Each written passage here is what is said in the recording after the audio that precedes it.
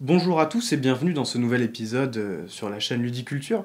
Nous sommes heureux aujourd'hui de vous retrouver après ces longs mois d'attente complètement indépendants de notre volonté.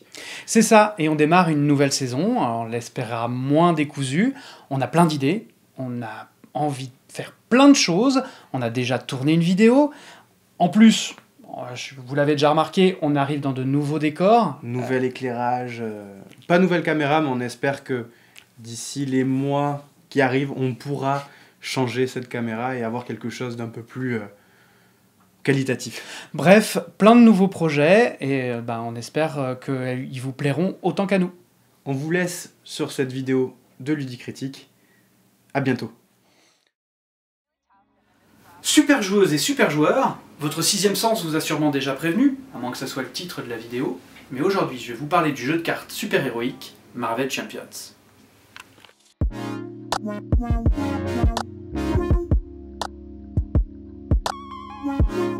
Mais avant d'entrer dans le vif du sujet, il faut que je vous parle des JCE, les jeux de cartes évolutifs. Et avant de vous parler des JCE, il faut que je vous parle de Magic, Magic l'Assemblée, le maître-jeu, celui qui a été créé en 1993 par Richard Garfield sous le soleil brûlant de Californie. Magic, c'est l'ancêtre d'un paquet de choses dans l'univers du monde ludique, et notamment des JCE, donc de Marvel Champions. Pourtant Magic, c'est pas un JCE, c'est un JCC, un jeu de cartes à collectionner.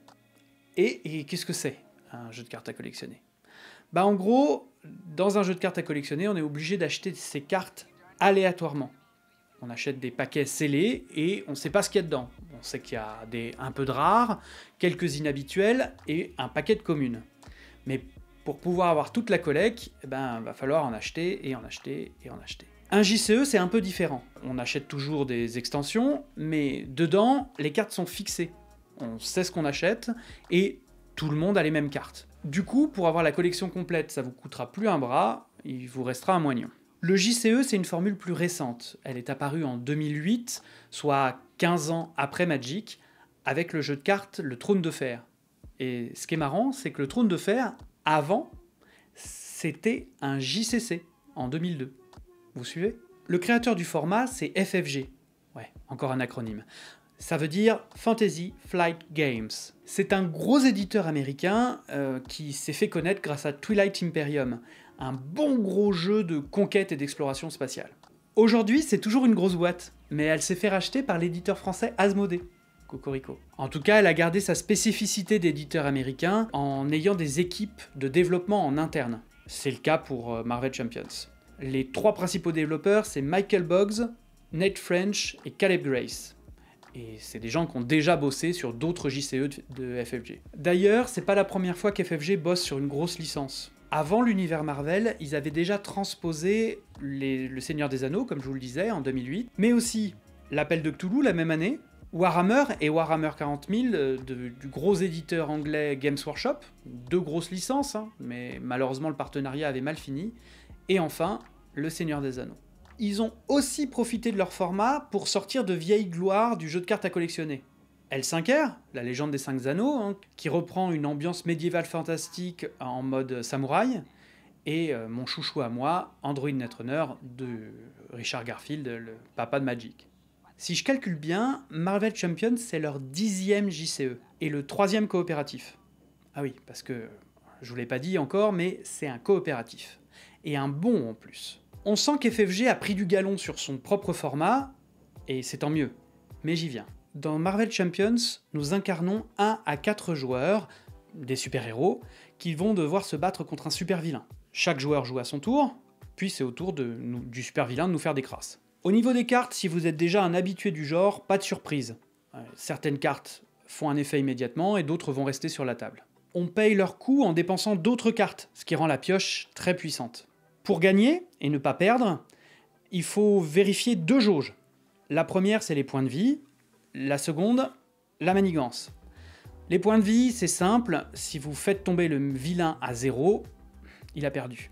Si vous tombez à 0, c'est vous qui avez perdu. Le problème, c'est quand on le laisse un peu trop tranquille, les points de manigance augmentent, et là, c'est lui qui va gagner. Il y a 2 éléments intéressants dans les règles. La première, c'est l'alternance super-héros alter ego. Passer du jean au lycra peut se faire qu'une seule fois lors du tour du joueur. mais ça va être un ressort stratégique très important. Quand on est en super-héros, on peut agir plus facilement. Par contre, on se prend des coups. Quand on est en alter ego, on récupère, mais on laisse le vilain manigancer tranquille.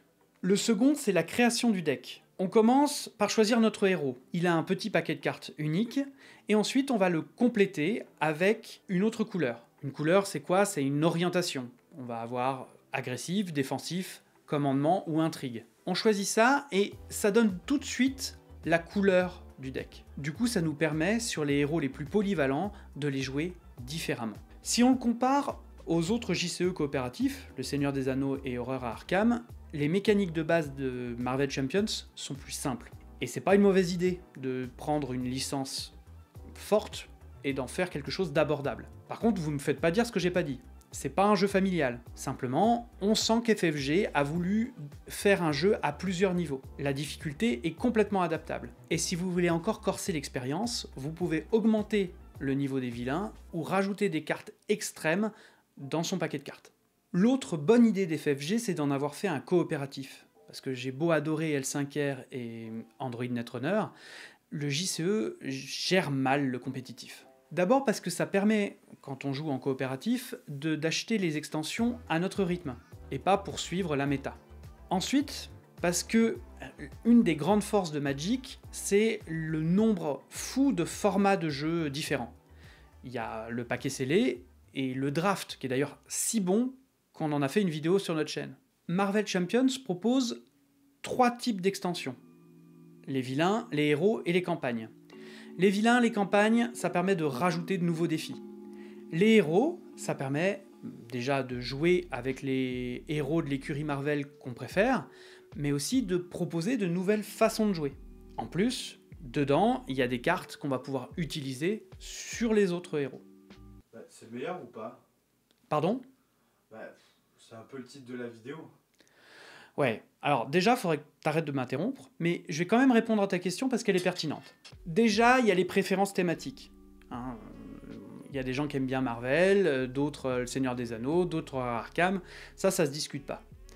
Mais de l'autre côté, c'est aussi que Horreur à Arkham, qui est sans doute le meilleur, et Marvel Champions ne proposent pas la même expérience. L'Horreur à Arkham, il est difficile. C'est un jeu qui vous veut du mal. Alors que Marvel Champions, c'est plus le jeu fun qu'on peut sortir. Horreur à Arkham me paraît plus varié, avec plus de challenge et plus de narration. Du coup, vous allez peut-être me dire, mais qu'est-ce qui reste à Marvel Champions? Eh bien, merci pour cette question parfaitement spontanée, et je vais vous répondre. Son accessibilité. Et figurez-vous que c'est pas rien. J'aime beaucoup Horreur à Arkham. Mais après une longue pause, j'ai un peu de mal à m'y remettre, parce que je sais que la mise en place est lourdingue, parce que je sais que je vais devoir me remettre dans les règles. Alors que Marvel Champions, je l'ouvre, c'est accessible, c'est fun et c'est direct. Et ça marche bien. Son seul défaut, alors c'est pas son seul défaut, je vais arrêter de dire son seul défaut. Un de ses défauts, et c'est le même que Horror Arkham, c'est que à partir de 3, ça commence à être longuet. Moi, je vous conseille plutôt d'y jouer soit tout seul, soit à 2. Le deuxième avantage, c'est son thème évocateur.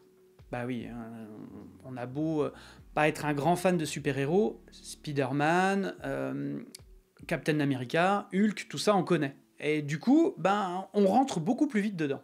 Un truc qui vous a peut-être refroidi, c'est qu'il y a eu des problèmes dans l'édition et la distribution du jeu. En gros, il était très vite introuvable en boutique. Et pourtant, ce qui est dingue, c'est que ce jeu est distribué par Asmodée, le propriétaire d'FFG. En fait, visiblement, d'après les infos que j'ai pu avoir, il y aurait eu des problèmes de communication entre l'éditeur et le distributeur. Le distributeur n'en aurait pas commandé une quantité suffisante et n'aurait pas anticipé le succès d'un jeu Marvel. Un jeu Marvel. Le distributeur Asmodée a promis que tout reviendrait dans l'ordre. D'ailleurs, ça commence à revenir, j'ai pu me procurer quelques extensions. Je trouve que les vilains se renouvellent vraiment pas mal. Par contre, les héros tournent un peu en rond. On voit que les limites du système d'une mécanique aussi simple à la base. Mais bon, on va pas bouder son plaisir, ça reste quand même un très très bon jeu qui sait se renouveler.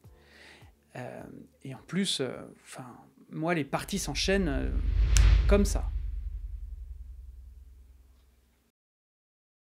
Merci d'avoir regardé cette vidéo jusqu'au bout. Si vous avez apprécié, n'hésitez pas à laisser un commentaire ou à lâcher un pouce bleu. Abonnez-vous, partagez un maximum, jouez, cultivez-vous. Comme c'est la même chose, vous gagnerez du temps. Salut!